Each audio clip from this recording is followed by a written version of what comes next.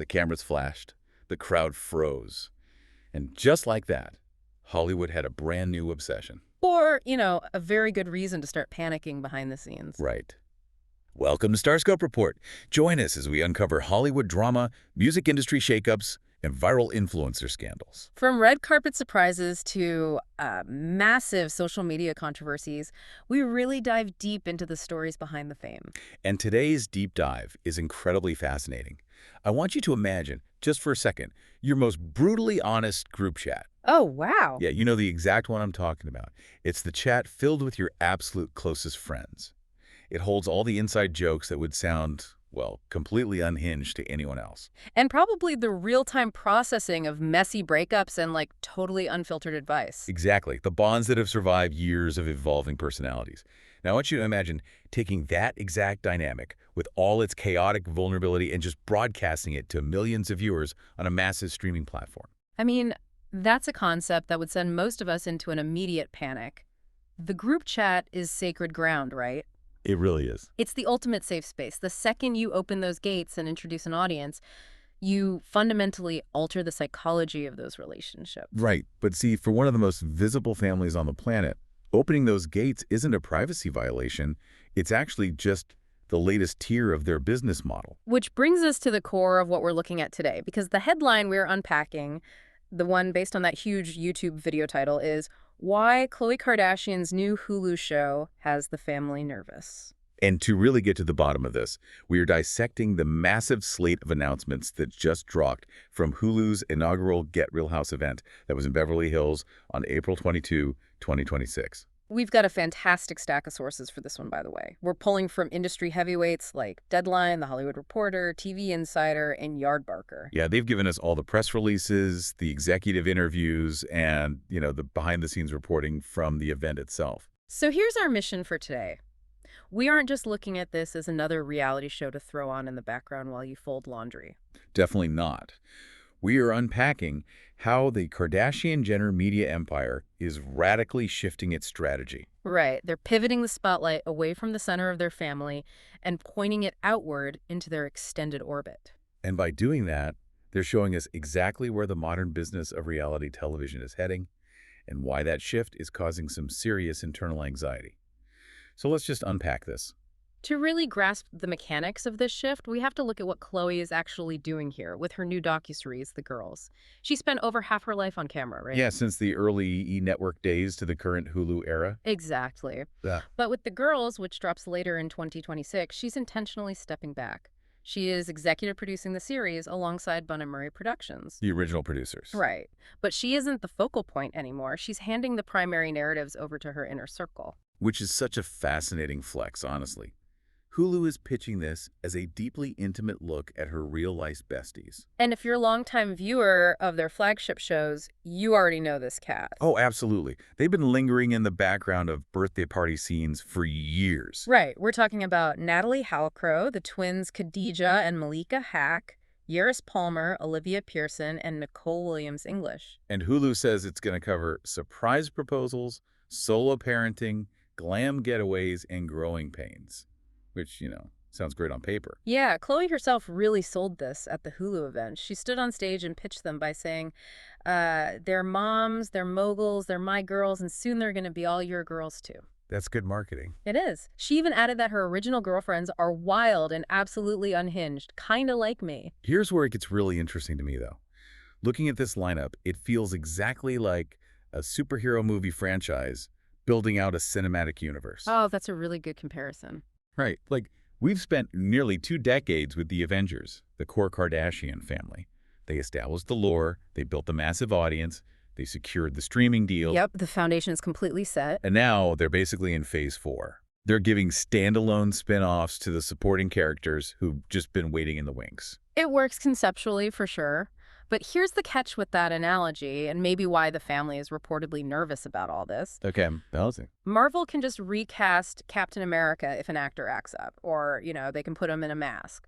Hulu can't exactly recast Malika Haqq. Oh, wow, that's true. When your intellectual property is a living, breathing human being with their own agency, The liability is infinitely higher. Ah, so if a friend goes off script or gets into a PR disaster, it blows back on the main brand. Exactly, that's the risk.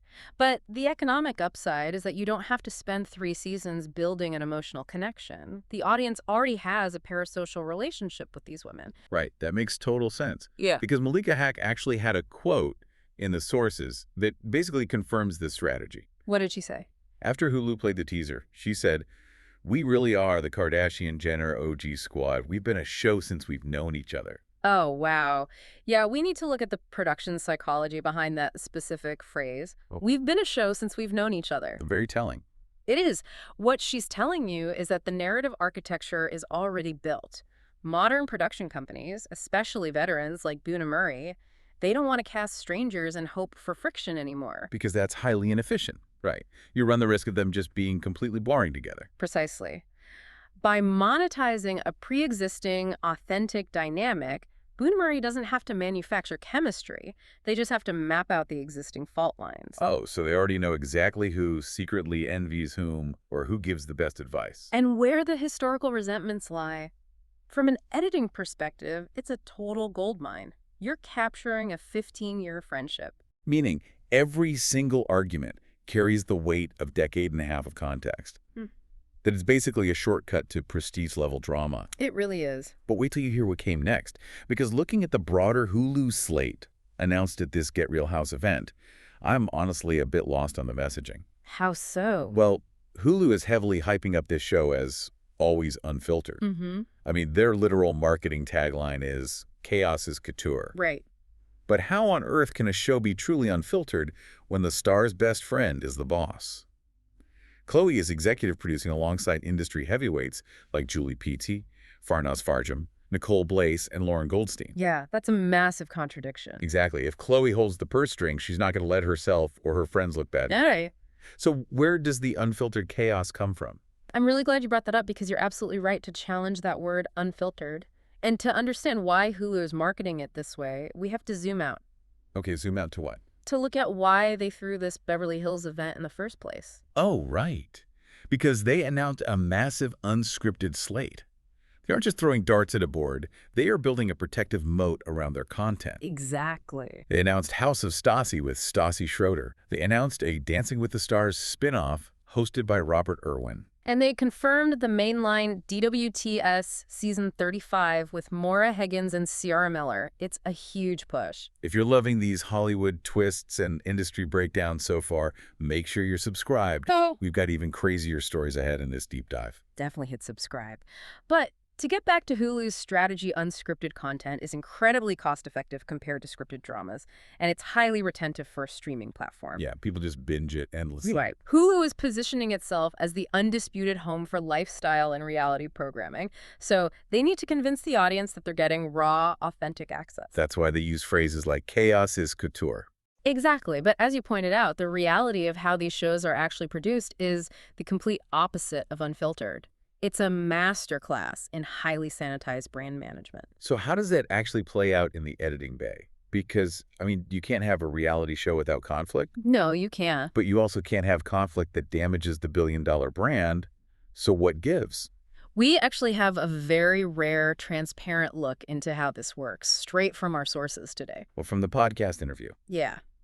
Recently, Khloe went on Alex Cooper's Call Her Daddy podcast and talked very openly about the business mechanics of their television contracts. She revealed 2 massive details. Okay, lay 'em on me. First, she said the core family gets paid equally. Which is brilliant, honestly, because unequal pay is usually what destroys reality casts from the inside out. Exactly. It completely removes the internal financial warfare. But the second detail is the real smoking gun here. Well, what is it? She confirmed that they have strict creative control and actively cut out, quote, vanity things. Wait, I saw that quote. But what does vanity things really mean in this context? Because she makes it sound like they're just editing out, bad lighting or a weird camera angle. It goes way deeper than lighting. When a reality star has executive producer credit and the power to cut vanity things, they have the power to protect their entire narrative arc. Oh, so it's narrative protection. Exactly. It means if a cast member has an argument that makes them look truly irredeemable, or if they reveal a business failure they want to keep quiet, it never makes the final cut. Wow. So they aren't documentary subjects anymore. Not at all. They're the directors of their own public relations campaigns. So the subjects are the producers, which means the chaos Hulu is selling is never actually out of control. It's tailored. Yeah, fitted perfectly to enhance the brand. Which is why couture is actually a very accurate word in that tagline, even if unfiltered is a total lie. It's curated chaos. And when you apply that to the girls, it means Khloe is functioning as the ultimate protector of her friends' images. Which circles back to why the family might be nervous. Khloe is taking on the burden of managing not just her sisters, but her entire social circle. Exactly. The brutally honest group chat that the press release promises is going to be run through the filter of a billion-dollar family brand before it ever reaches your screen. They will give you tears, and they will give you drama, but it will be entirely sanctioned drama. Sanctioned and highly profitable. If you ever had a friend who obsessively controls the narrative in your social circle, you understand exactly what Khloe is doing here. She's ensuring that the extended universe operates by the same strict PR rules as the main family. Yep. But later in the episode, we'll talk about the shocking twist nobody saw coming. Because that makes me wonder if the girls is just the first step in this highly controlled expansion. What is the actual end game here? Where does this go next? The end game is honestly mind-blowing. The goal is to monopolize an entire geographic location. Wait, a geographic location? Yeah. Like an entire city? Basically, yeah. At the event, Disney executive Rob Mills, and we should note Disney owns Hulu, made a very revealing statement. What did he say? He said audiences are constantly asking, who are all these people in the extended lives of the Kardashians? Oh, wow. And that ties directly into the most ambitious project the sources mentioned. They have a show in development that was originally teased a year ago, back when Scott Disick was attached to it. Yeah, do you remember the working title? It's Calabasas, Yeah. Behind the Gates. This is the natural evolution of their strategy. They are moving from a single family to a tight-knit friend group to an entire exclusive community. That's wild. The goal is to tell the story of the friends, the neighbors, and the periphery characters who exist inside this incredibly wealthy, gated ecosystem. Have you ever noticed how the gravity of massive fame works in our culture? Like, people adjacent to a huge star eventually just become famous themselves, almost by osmosis. Oh, absolutely. The bodyguard goes viral, the makeup artist gets 1 million followers, the childhood best friend scores a massive brand deal. Exactly. The gravitational pull is so strong that it drags everyone into orbit and makes them glow, too. We all see this happen on a micro level in our own feeds.